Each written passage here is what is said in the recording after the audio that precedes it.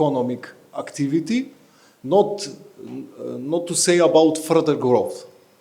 On the other hand, growth is not only a dogma. It is not obsession, fetishism, or growth mania, as mainstream environmentalists are often saying. It is embodied in the fabric of the economic system. It is its DNA. So the present economic system, capitalism, is expansive system. It is based on growth. On micro level, enterprises have a pressure to grow or to die, to increase their market share. On macro level, growth is not a problem. It is a solution. It is a solution to, through growth, poverty is reduced and profits are going high. So that's why it is not looked as a problem, but on the opposite, it is the solution.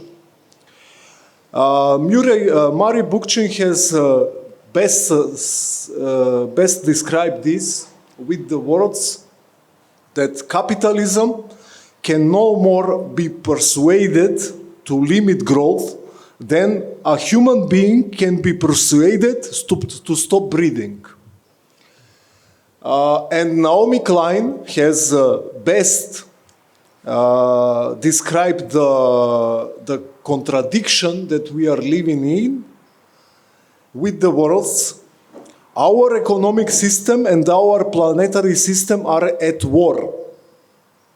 What the climate needs to avoid collapse is a contraction in humanity use of resources. What our economic model demands to avoid collapse is unfettered expansion. And she concludes, only one of these sets of rules can be changed, and it is not the laws of nature. We will talk about, we have a pleasure to talk about these issues with Predrag Momčilović. He comes from Belgrade. He is one of the founders of the platform for the theory and practice of commons. And he is member of editorial board of the portal Machina. He is author of many and co-author of many publications and articles, including the book Sustainability, Degrowth and Food Production. Welcome officially, Predrag, to Skopje. And let's start with the discussion. Outside of our cycles, there are a lot of people who don't take climate change so seriously, thinking that it is a problem from distant future, and at least that it doesn't concern us here in the Balkans. Is it climate change and measures to combat it, like degrowth, something like an issue of tertiary importance? People have problems of their own, right?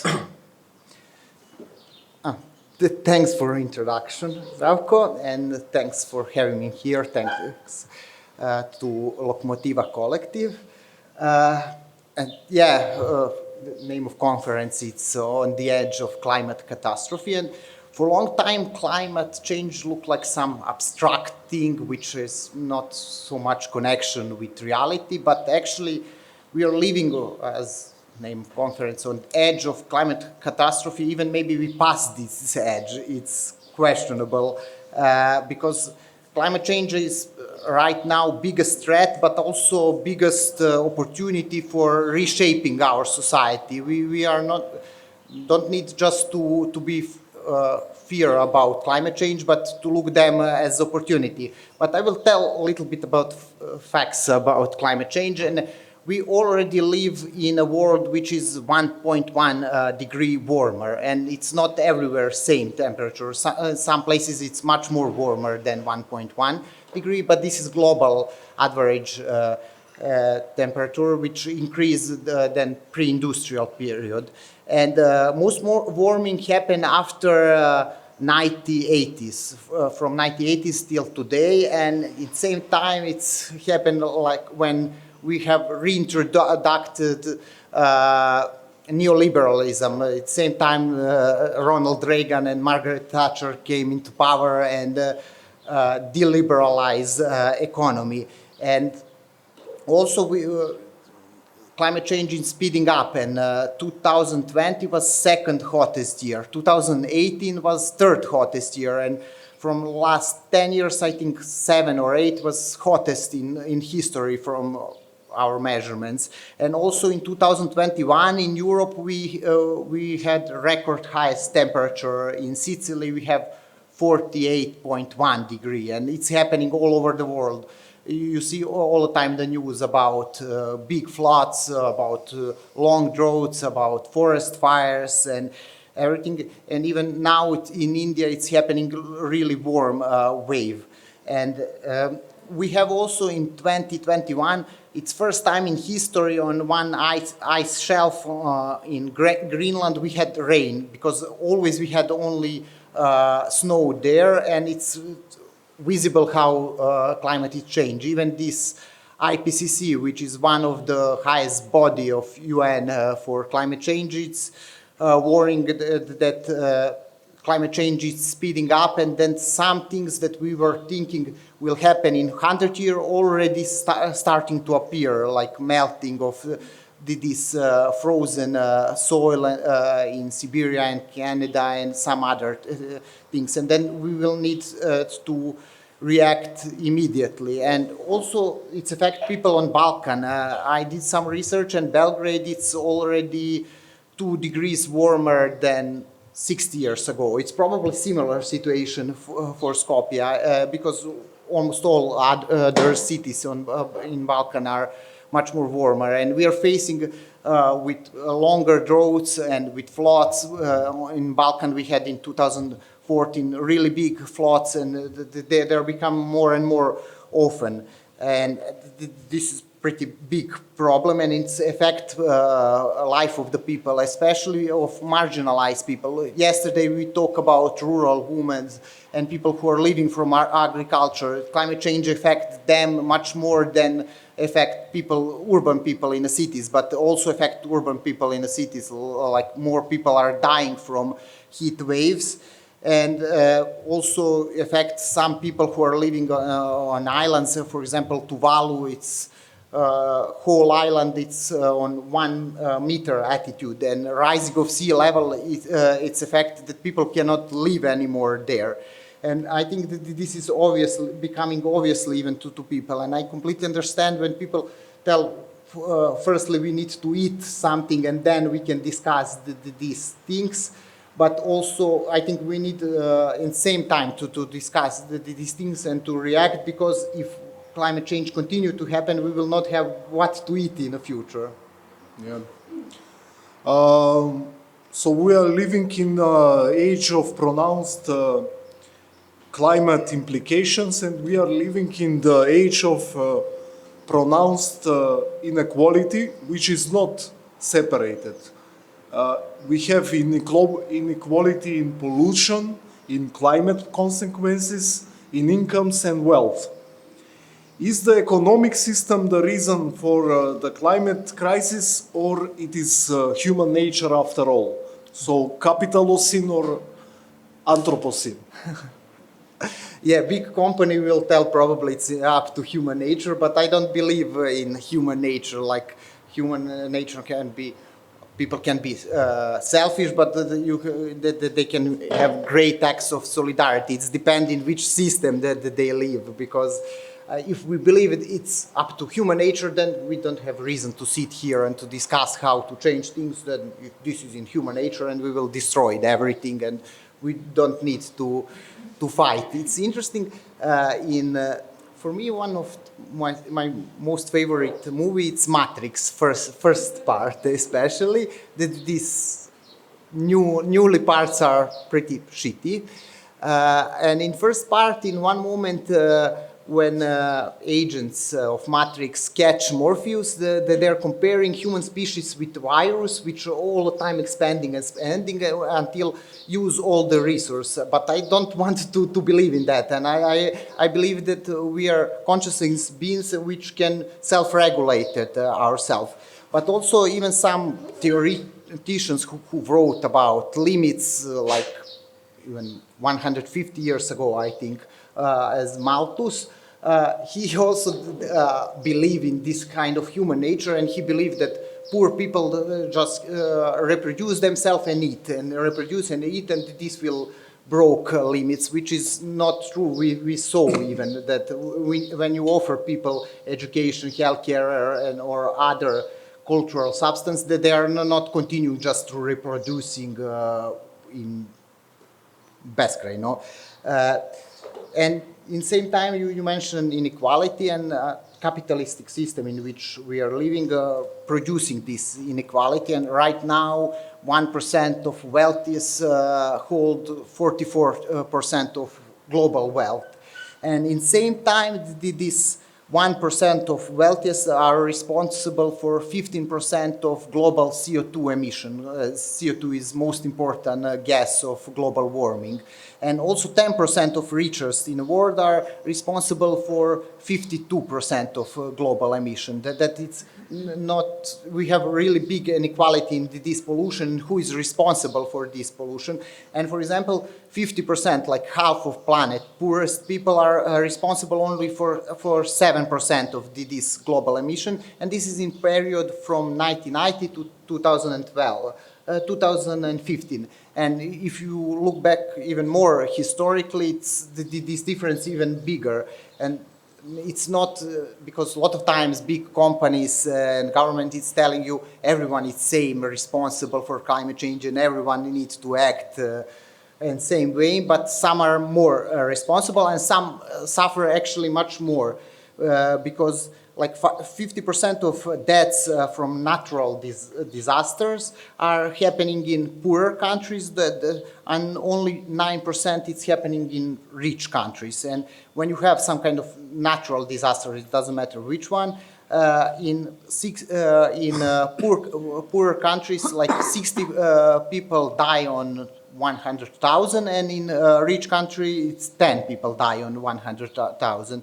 And this is also big inequality. Also, when we had heat waves all over Europe, mostly who died, it's older people, rural people, people from disadvantaged community. In United States, mostly people who are suffer from climate change, it's people who are coming from Afro-American community, because a lot of people cannot afford to have air condition today, because air condition unfortunately become a necessity. It's not anymore luxury good, but it's a necessity if you want to survive.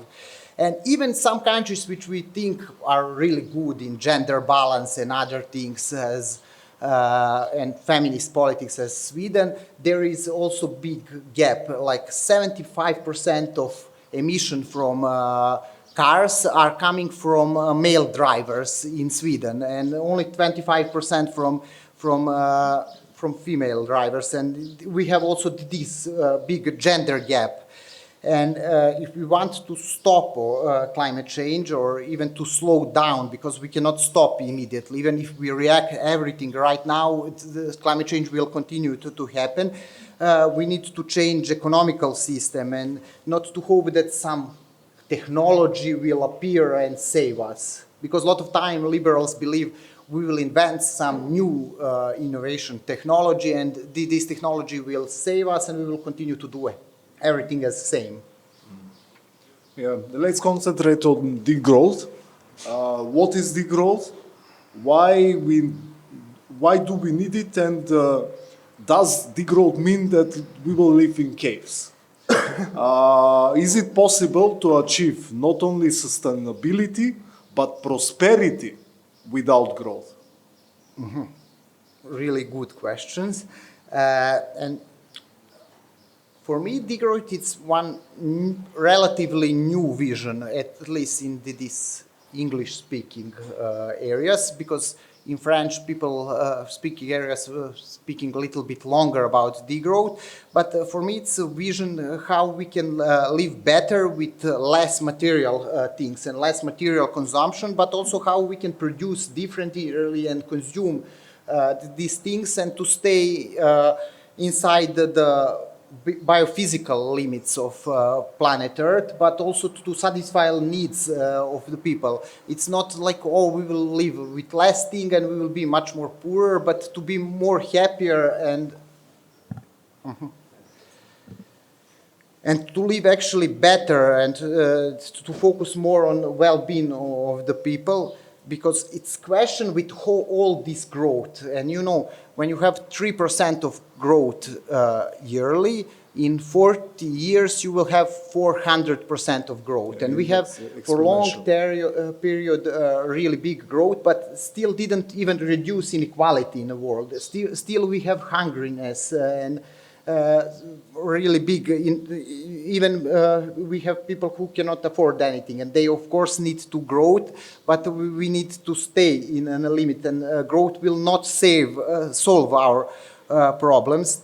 And our Western societies are built on this, as you mentioned, narrative of growth. And it's not only about economical growth, but about personal growth. You need to learn all your life. You need to go outside the borders. You need to go outside your comfort zone. If you're not growth, then you are dying or something. It's always connected with that.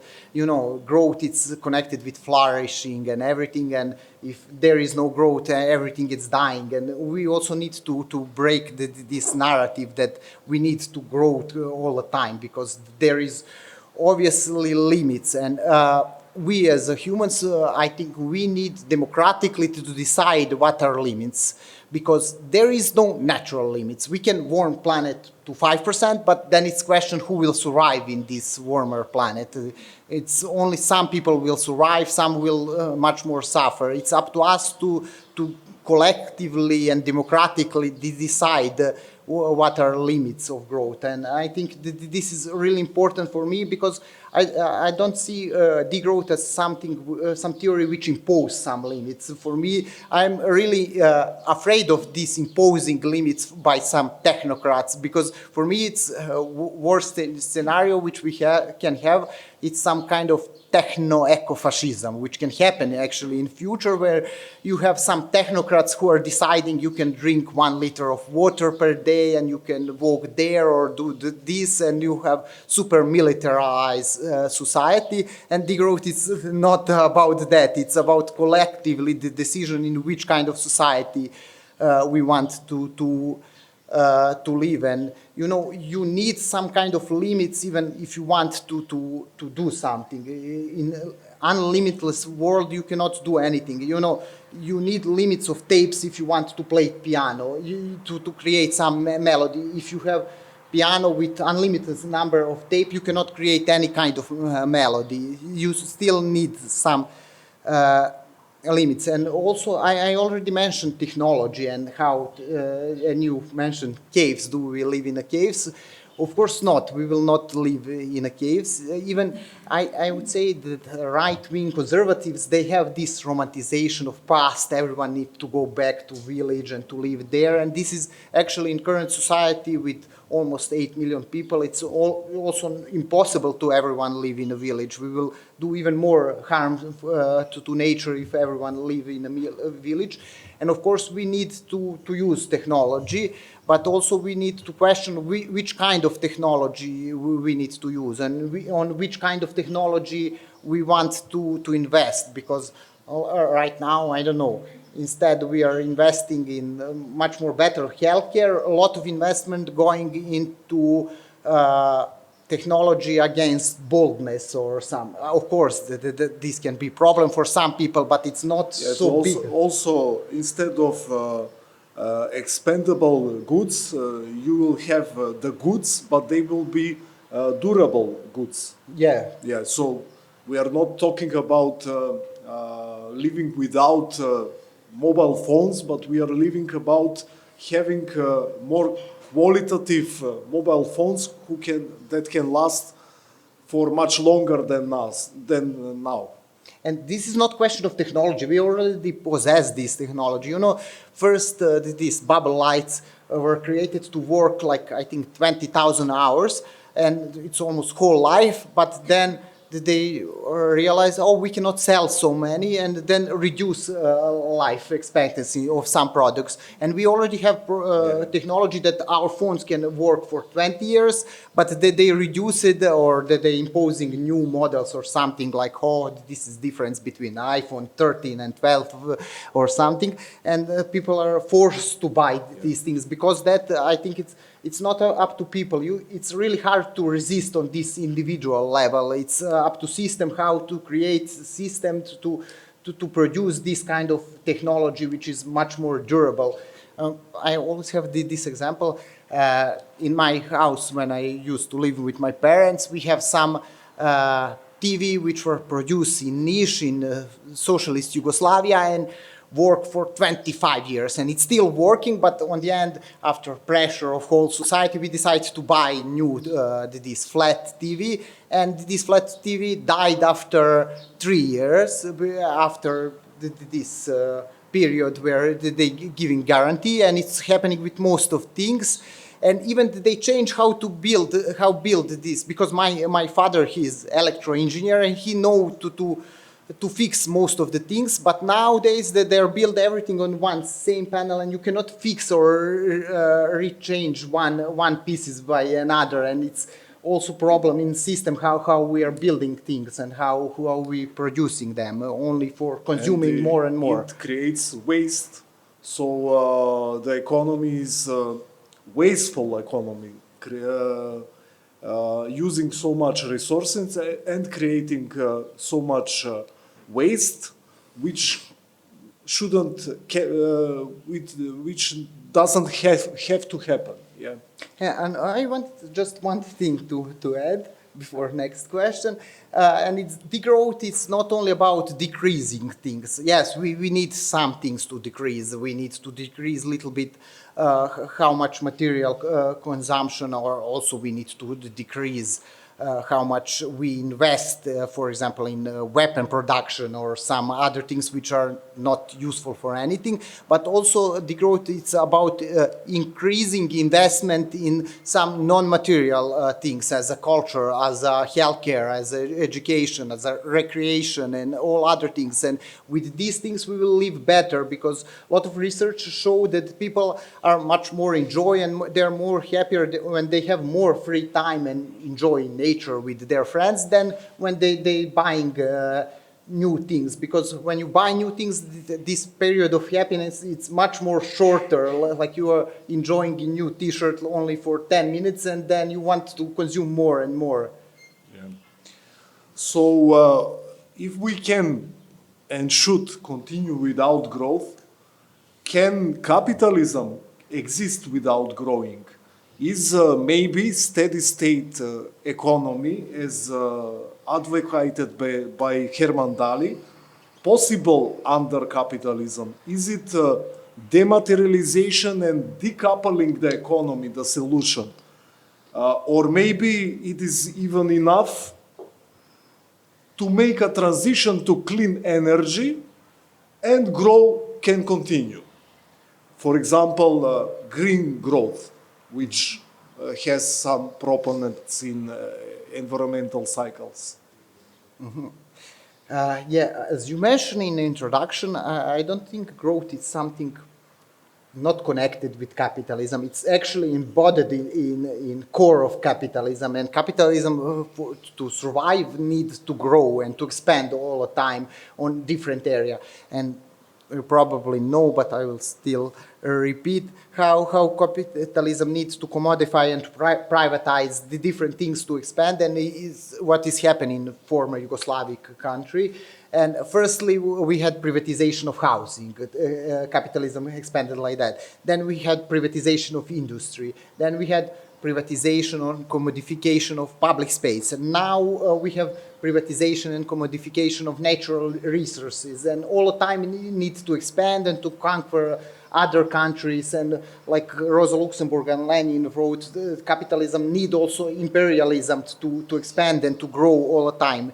And even if we don't have growth under the capitalism, it's even worse. Then it's create even bigger inequality. And we saw what's happened. We had period of recession during the COVID crisis, and number of people, hungriness people in the world, it's increased, and inequality increased, and we have more people who are becoming more richer and richer, like Jeff Bezos and Elon Musk, and they actually profit from whole crisis and from whole recession.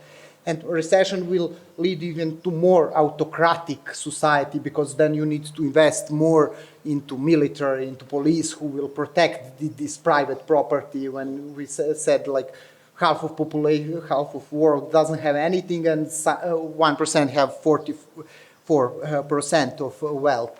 And about dematerialization and the decoupling, this become really popular in Europe, and because in Europe, and especially in Western Europe, people slowly start to think that we are living in some kind of post-industrial, dematerialized society, which can look like when you live in some of big cities. I don't know if you live in London, when you see only services or financial market or some other things, but we are still living material world, and material production is increasing all the time, but we just outsourced material production to China, Eastern Asia, even now Africa, where we can exploit workers even more and to have bigger profit, and we are not living at all in non-material world. Even some things which look like they are non-material, as internet and other things, they're really material. And for all our clouds where we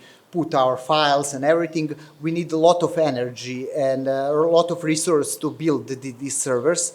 I found one data that Facebook servers spend almost same amount of energy as whole Macedonia. They spend like 7.2 million megawatts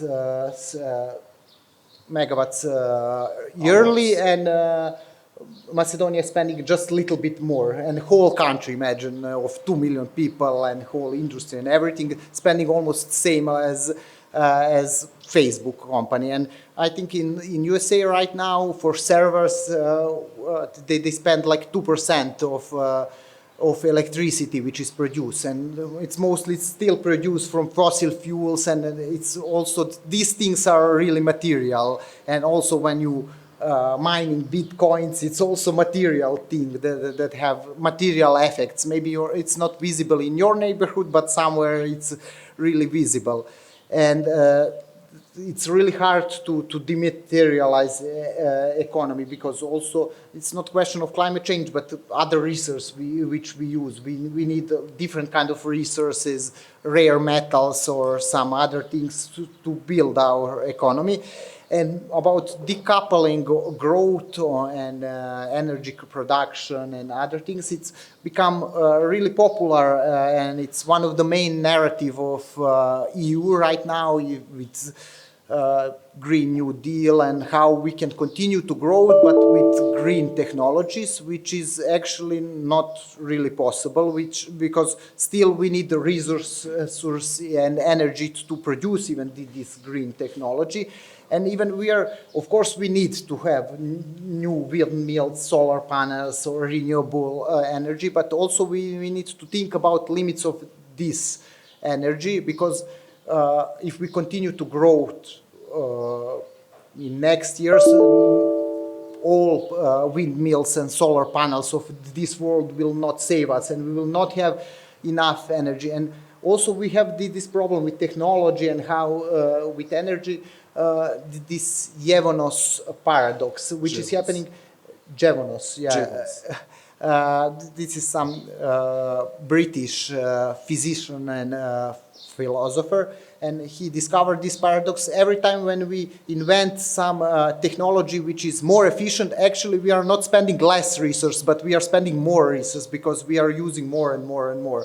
And even with this advance in technology, it's still we need somehow to limit ourselves if we want to survive and to have clear energy. And yesterday I mentioned also how European unions a lot of times present themselves as champion in fighting of climate change and reduction production, but a lot of these things are actually outsourced to some other countries, and whole production is outsourced, and then these emissions still exist somewhere in the world, but just you move from EU and then you present, oh, we reduce our emission for 30%, and they are still in China. Yeah. Yeah, on the issue of green growth, we should remember that there is not clean technologies, but cleaner technologies, and that even solar energy has a problem with the panels and the batteries which are pressing the planet. Yeah. For example, in Serbia, we will have we already have this problem. Mining with lithium, which is environmentally problematic, and we have to have lithium for solar panels. Yeah, I wanted to mention that we have a huge environmental struggle, people who are fighting against lithium, and if we want to have this green growth, then we need to dig lithium, and and it's even written in strategies of EU and other things that we need lithium for making lithium-ion batteries, and this is for me a problem because we are not thinking, for example, when we talk about cars, how to reduce a number of cars, how to change our mobility, but we are thinking just how to keep everything same, just to change motors and to have electric cars instead these diesel cars right now. Yeah.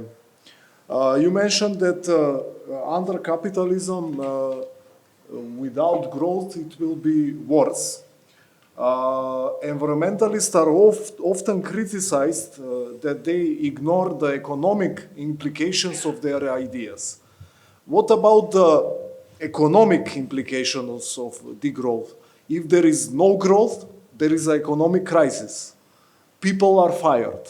How to deal with the unemployment? Is it possible to degrow the economy under capitalism? And what mechanism from socialism can be useful in building a degrown socialist society? A lot of questions. I will try to sum up somehow because they differ ones. I already said I don't think it's possible under capitalism to create degrowth society, but we need to start even. We cannot wait all the time, oh, let's wait, revolution will happen and then we will have degrowth or eco-socialist society or whatever, but we need to start to deal with these things.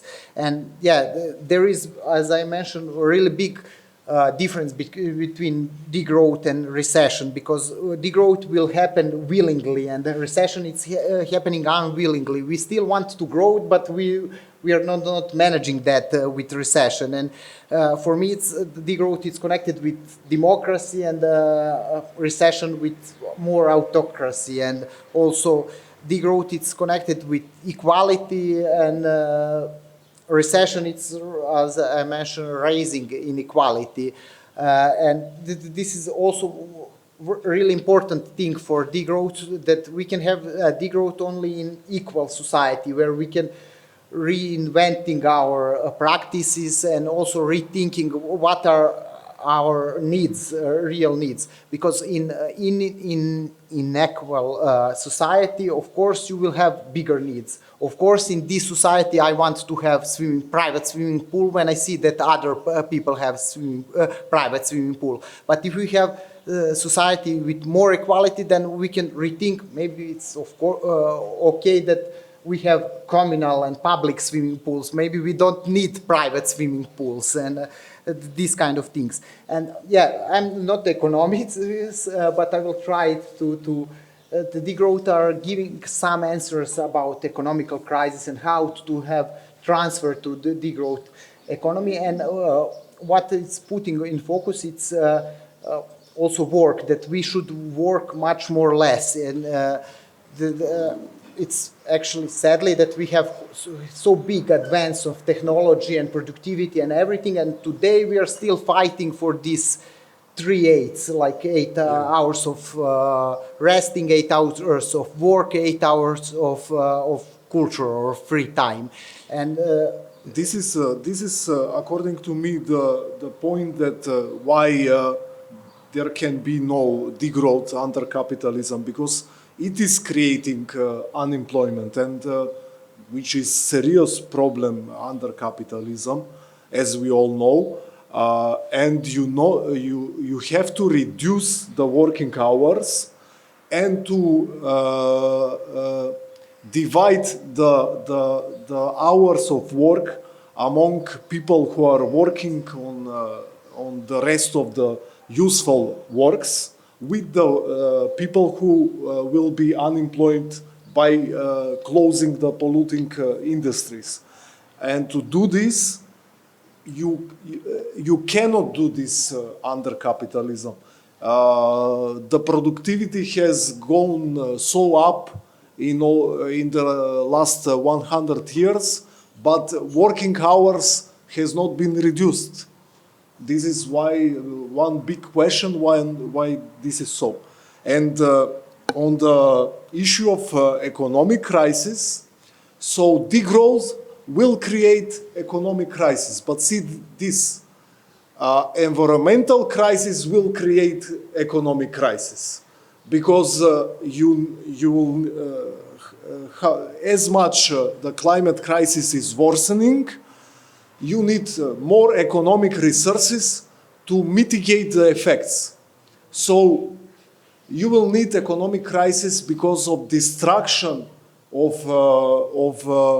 the societies that climate crisis is bringing. So there is no way around this connection of environmental crisis and economic crisis. They are deeply connected.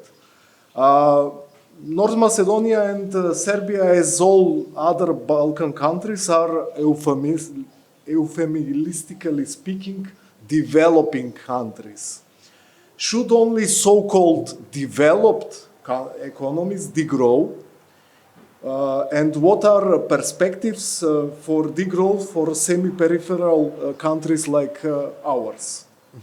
I will answer on that question, but I wanted to reflect also on this previous one a little bit about some other mechanism which can help us in degrowth society, because our society is already rich enough that we can have universal basic income and universal basic services. It's but not this neoliberal which will help commodification more, but true where people can decide what they want to work and to not to be completely alienated for their work. And it's degrowth. It's much more about, as you mentioned, share the work and care work, and to focus on that, but to depatriarchalize this care work, which nowadays in capitalism it's done mostly by women, but to be work of everyone. And it's needed also to have much more planned economy than to just deliberalize everything if we want to move to society of the degrowth. And now to go back to But because we are good in time, I would mention also, which was very important point that you made, that our societies are rich. One of the reasons why we are not feeling it is because of inequality, but they are rich, and in different arrangement of economy, it can not have so environmental impact, and we will be richer and having much fuller lives. Yeah, and I will continue on that. And why I think our society, which are semi-peripheral, are perfect for degrowth, because we are all have a really good actually starting position, because we are not spending so much material goods, and of course there is poverty, but it's connected with inequality, and if we produce things differently, we can stay inside the limits of environment, and to have much more less environmental damage. And I think it's much more easier for Serbia and Macedonia to go on this way than for United States, where people need to decrease consumption really much. Or some countries, of course, need to grow. Nigeria needs to have growth to satisfy basic needs of the people. But this is critique of degrowth. A lot of times that it's Western oriented and it will impose someone. Some society that they should degrowth. It's completely not like that. It's in the core of degrowth theory to left people to decide by their own democratically, and not to have this intervention which we have from Western Europe and this rich north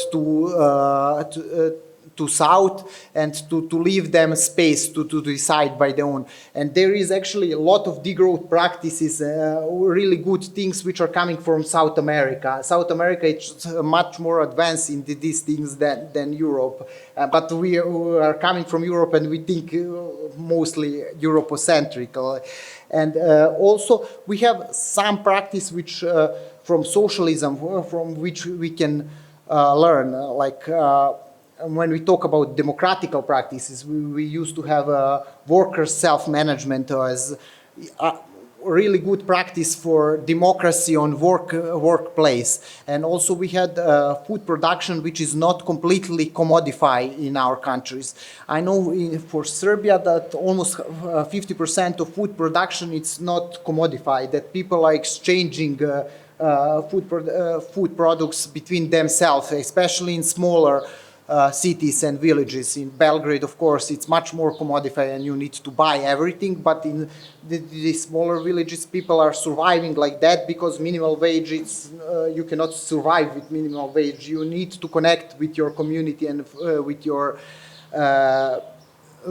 family in order to do this. And also, I think that we have a lot of space for energy savings because we are not really, how it's called, efficient society. We don't produce so much CO2 emissions and not spending so much energy on national level, but per capita we can have really big energy savings if we invest in energy efficiency measures. And some of these energy efficiency measures can be really simple, but we already have also some energy efficiency measures as legacy of socialism.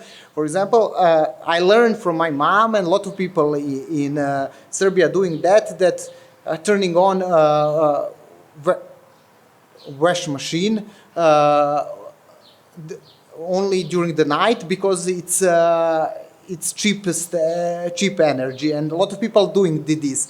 Maybe now they can afford to pay during the day to do, but we have already some kind of practices which are pretty good, I would say. This is just a start, I think, but it's also, I think we have also this legacy which can be good from socialism on non-alignment, because also giving space for everyone and non-imperialistic things. And I think it's also, we should be proud on our anti-fascist movement and everything, because on the end it's degrowth, it's also about the diversity and to allow everyone to live good inside the limits of natural limits. Maybe this example of energy efficiency is one of the best example to clear what degrowth is. That is not negative growth, not steady state economy. You need to invest to improve energy efficacy in our countries and around the world. So you need to invest, which is connected with growth. But the point is, through this investment, you are degrowing the economy and the ecological footprint of the society. Is the is only the society the one that should degrow? What about individuals? Should they degrow their way of life, or consumerism is the only guarantee for happiness? What is to be done? What we should do both individually and collectively? It's a good question, and I heard several times when I talk about degrowth and how it's systematical problem, and on the end, people always ask me, "But what I can do on my micro level?" And I think we need also to try to reduce our impact on individual level, but we don't need to feel anxious about that, and to because it's really hard to do that on individual level. It's most of your ecological impact. It's coming from system in which you live, because it's almost, I know there is a lot of groups about zero waste and some other things, and it's of course it's good to live in zero waste, but we need systematical change to live in zero waste. So of course we need to do everything what is possible on our individual level, but it's impossible in nowadays society to completely reduce your waste, because of course you need to buy something to survive. Or for me it's not solution just to go somewhere in mountain and isolate yourself. And if you are not in this 1% of the richest people, I think best thing what you can do is to connect with other people and to build alliances for that, and not only to try on an individual level to do that, because there is a lot of also greenwashing in the whole, because big companies are appropriating this narrative of climate crisis, and nowadays they're selling a lot of products which are promoted as a green, and then they are selling you bamboo toothbrush, and they are selling you better dream in the end, that you do your work for a planet, and you can sleep better when you wash your tooth with bamboo toothbrush, or some things like that. And we need to be careful about this green washing. But also I think it's necessary to try to do these things, because a lot of my friends who are leftists, that they are thinking revolution will come and then we will change society. But we need also individually to prepare for this revolutionary change, because if only revolution happen, then nothing will change. We will continue with same patterns to do this. And also it's impossible also to have socialism built on growth like we had in some real socialism during the 20th century. And this is also critique, because we had also huge environmental damage in Eastern Germany, or in Soviet Union, or even in Yugoslavia. And I think this is my solution, to try to connect with other people and to try to do what you can in your local community to reduce. And also what we can try to do, what is one of the most revolutionary thing for me and for degrowth, it's to try to slow down, because we are living in society which are speeding up, things are happening all the time, and news are coming and everything, and to try to slow down. And logo of degrowth, it's movement, it's elephant which is becoming snail. And we should try to, this means that we need to change completely our system, but also to slow down and to have more time to rethink our society. And one of the core value of degrowth is decolonialization of imagination. And when we manage to do that, we are opening a lot of things which can happen, because it's really hard, because we are right now living in a box which we are put in. And I think it's pretty good. And also maybe it can combine in, at least in Balkan, it's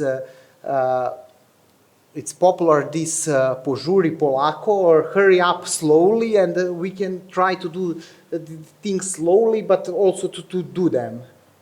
Yeah, slow living is often better living, and maybe one of the most important incentive to degrow our way of life is that it will better our lives.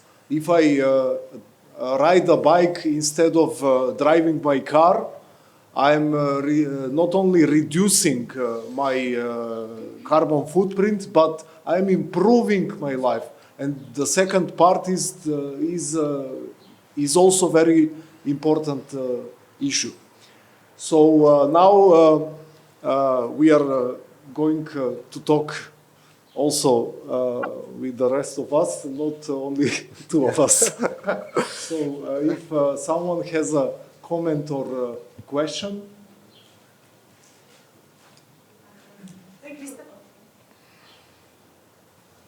Thank you very much. It was very exciting and interesting and inspiring. I want to ask about the revolution you mentioned. So, when you see, will it come? And from which side?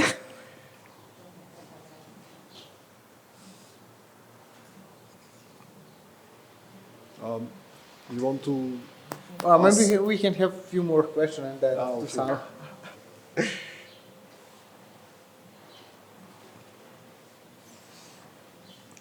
Zdravo, Peđa. I would like to ask you, but maybe also both, if you can comment on this lithium frenzy deeper. Like, how do you see it from the perspective of degrowth?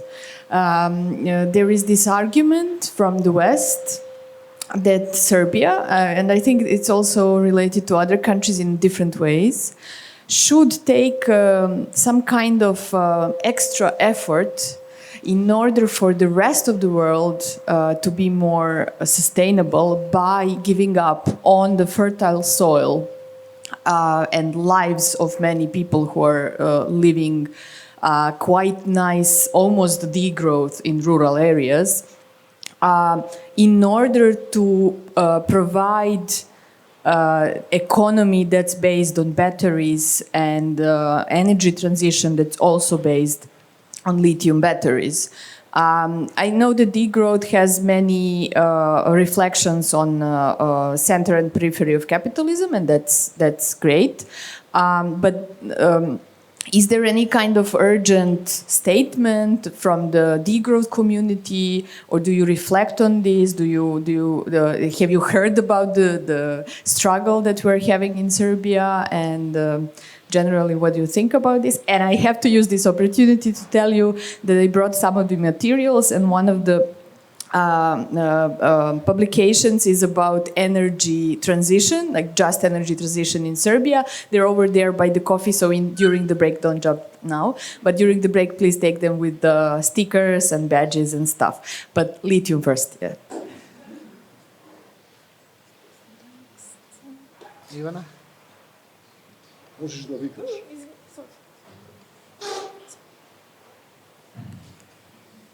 Hi, thank you for this wonderful elaboration.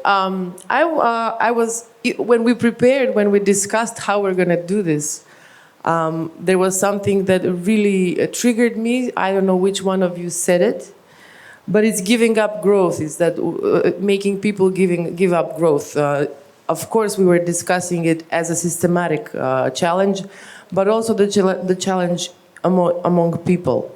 So for these 2 days, we're discussing the fields of arts and culture, and not only institutionally and professionally, but culture as a field of all sorts of non-dominant and non-mainstream practices.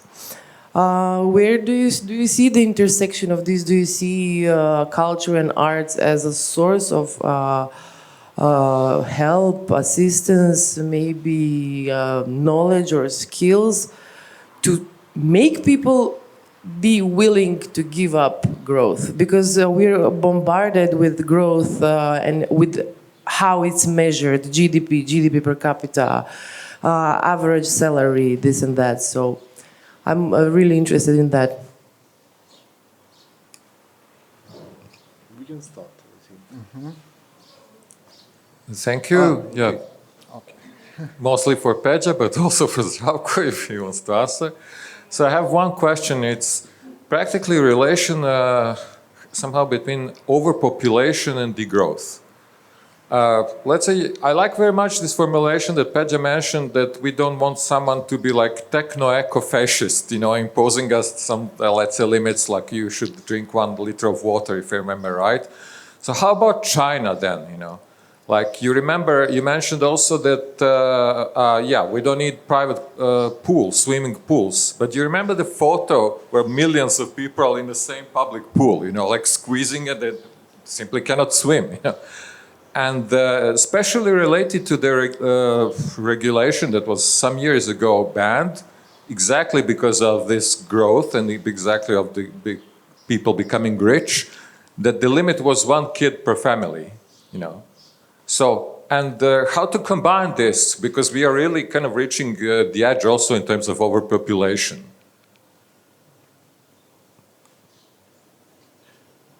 We can start with the answers, and after that we will have not new round of questions. Okay, first maybe it's hardest, this one about revolution. Revolution is tough. I don't know. It's maybe started. It's a wedding, yeah.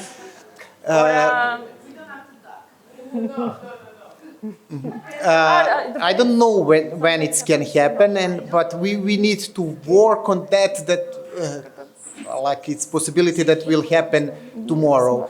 And I will paraphrase Lenin, I think, when he told like there is decades when it's nothing happening, and then there is days when it's whole history it's happening. And I think we need to work every day that like will happen tomorrow, and to push on anyhow, even with fights outside the system, but also inside the system. And for example, in Serbia, there is look like there's some changes coming, that we have at least some left green people who will enter the parliament, and in some other countries, of course, this is not revolutionary change, but can maybe push in some one day that revolution will happen. And about lithium, yeah, of course, I heard about lithium. I took part also a little bit on this struggle, and like you said, it's for me, it's always question if we need to exploit this lithium, for whom we are exploiting lithium, and it's as you said, periphery center relationship, and we will exploit lithium, and then we will export this raw material to Czech Republic or Hungary, where they will make batteries, and then to go, everything will go to Germany to make electric cars there. And this is how current system work. You have worse job when you are further from center. And yeah, this is problem, and I think it should be connected somehow on global level, because it's not only problem in Serbia, but it's problem in all other societies. From my point of view, a community in Serbia which is fighting against lithium should connect with community in Portugal which is fighting against lithium, and with communities in Bolivia, because it's not that we only don't want lithium mining in Serbia, but we don't also want lithium mining in Bolivia. Even we don't know these people, but we don't want to have also these problems as we have. And I think it's also connected, you mentioned it's on fertile soil, really good soil, and we have already a food crisis in Europe, and it will be even worse with the whole war in Ukraine, and we will have even bigger problems with food production. And then for me it's a really big problem to giving up of fertile soil and to build minings there. But then we need to change things, how we want to this system work, that we don't. This is question which I mentioned with cars. Do we need same amount of car but just electric one, or we need to change and to have different kind of mobility? And now about mobility, I think our countries are pretty good with mobilities, at least our capital cities. Even they look are pretty messy, but I know in Belgrade, like almost 50% of people are using public transport, and which is much more higher number than Berlin, than some other European cities, which look like they have much more better transport, and they have. But it's still, I think, it's also good starting point for us that we have a lot of people who are walking and taking public transport, and you wanted to add something, and it's also for you. Overpopulation and individual.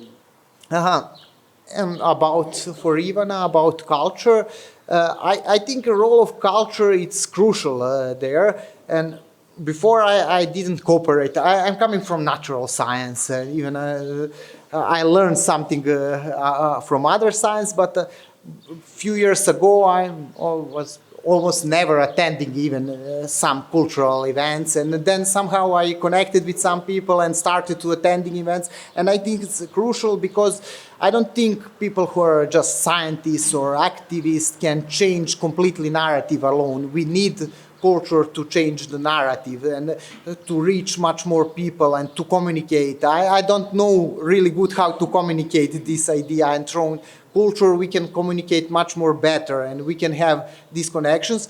And I'm actually super happy that this change, at least in Serbia, it's happening, that much more cultural people who are coming from cultural field and maybe some institutions are starting to be interested in environmental protection, climate crisis, energy production and other things, and this can be really great synergy and how to change the things. And about overpopulation, I don't worry so much about overpopulation. I just talked before this session with Milos about that, and right now I think on the planet live 7.9 billion of people. But our planet can sustain even more people. We have already resources to feed more people and other things. But the solution for degrowth, it's not to impose some boundaries and to tell people you can have only one child, but it's more in this voluntary simplicity to give enough space and to open space for women to decide how much kids they want. And if they want less, this is completely okay. Degrowth is support to not have so many kids. And this is, it's also interesting in our countries, but in every country in the world, there is always, they are talking about, oh, depopulation, it's so scary. I don't have any problem with depopulation of Serbia or depopulation of Macedonia or some other countries, even depopulation of world. It will give more space to for nature and for other things. But right wings and conservatives, but even in left wings, all the time are talking about that, oh, we have great problem with depopulation. I would also like to comment on lithium, which is very important issue. What is happening, especially in Congo, and nowadays it's starting to happen to Serbia. So it is not so far away as Congo, but here in our countries, is this clear distinction between green growth and degrowth. If we just switch to clean energy, so-called clean energy, in meaning cleaner energy, then we will have to have sacrifice zones.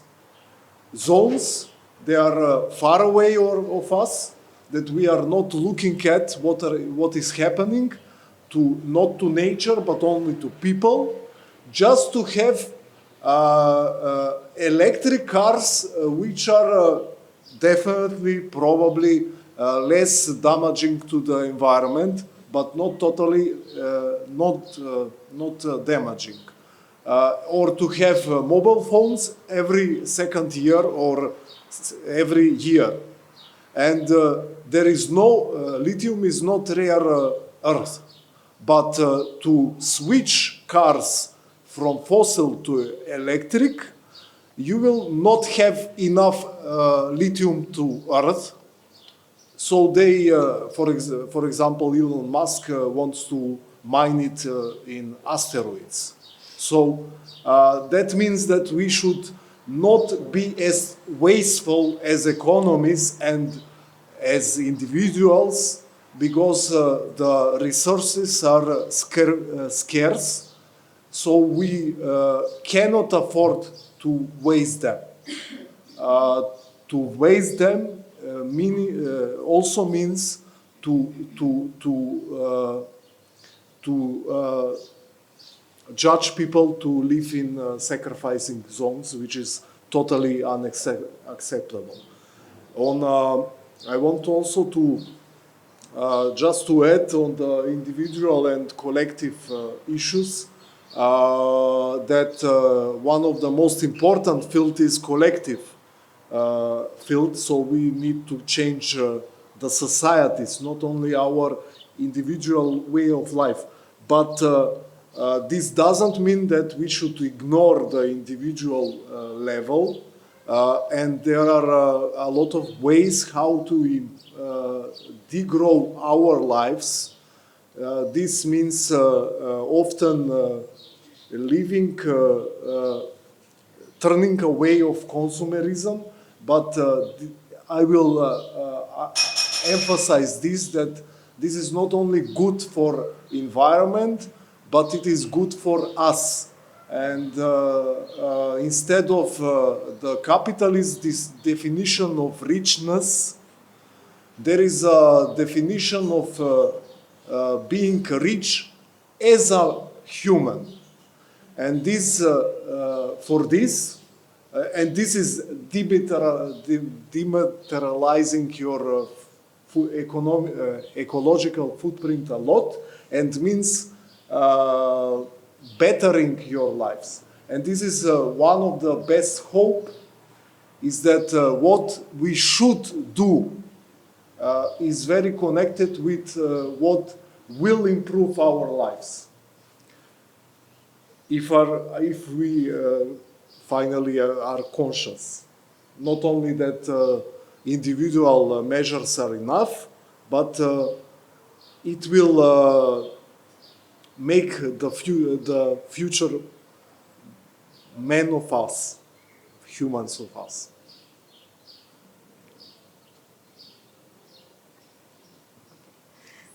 Thank you. That sounded like a closing, but I thank you very much for your presentation. And I was just when you were talking about Elon Musk trying to harvest an astronaut, I just remembered this TV series called 100 Years. Did anyone watch that? If you haven't, it's incredible. It's like the end of the world, and an asteroid is coming, and it's gonna hit the world. And there's a bunch of people like us, like talking about, oh my God, the world is gonna end, and nobody's listening, especially the politicians. It's really, don't binge watch it because you get depressed. You have to do it like slowly by slowly. So I was just thinking about that. And when you started your conversation, I thought about all the points that you're hitting is in this one novel, one science fiction that I recently read called The Ministry for the Future. It's by Kim Stanley Robinson. Everything is in there. And then as I was reading that book, I was always thinking, like literature, like our own imagination is where all of these things can be solved, because it's a whole world without disciplines divided or practices divided or countries divided. You know, we're saying in Serbia like that, in Euro like that, but we're talking about the entire environment, and the heat wave in India is not a heat wave in India. It's in the world. So my one question is, how do we create this world that can only exist in sci-fi or in literature, where, you know, economists and ecologists and architects and sociologists and artists are not, you know, pulling the world from one string? And one addition is that I read that this is now almost scientifically proven that humans cannot change their habits by thinking. Like cerebrally, you cannot say, I should degrow, and you degrow. You can't do this. Your habits change through bodily behavior. And so I'm also thinking, is there a way outside of all these kinds of discussions where the change can happen, not through thinking, but through, I don't know what that is. I don't know if you have any ideas about that. Thank you very much. Mm-hmm. Do we have some more question, or this? We are already. Yeah, we should close. Yeah. I don't know exactly answer, but for me, one of the great inspiration when I thinking about degrowth, you mentioned literacy, is Ursula Le Guin and her book of Dispossess. And it's really interesting to show on these two examples that we can live better with less when we have one society which have all possible biological scarcity, but people are living better than other society which live in natural abundance, but in completely inequality. This is also great inspiration for me, but it's also, I think it's in culture and literature, it's interesting for me when we read, like I think 80% of books which are talking about future, it's dystopian future, and for most of people, it's much more easier to imagine dystopian future than some utopian future, which is worrying me. And yeah, I completely agree. It's not enough knowledge. I read some article then in UK, for example, younger people, they have much more knowledge about environmental protection, climate change, and all other things, but older people who even doesn't have knowledge about that, they have much more sustainable practice, and I think it needs to combine both of things. A lot of people have much more sustainable practice, and even people who never heard about degrowth or these fancy words, they have a lot of practice which are actually degrowth practices. Thank you. We must cut here. I will only add that less is more, and that degrowth is not only not green growth, but it is not asceticism, but it is buen vivir. And this is my final point. Thank you.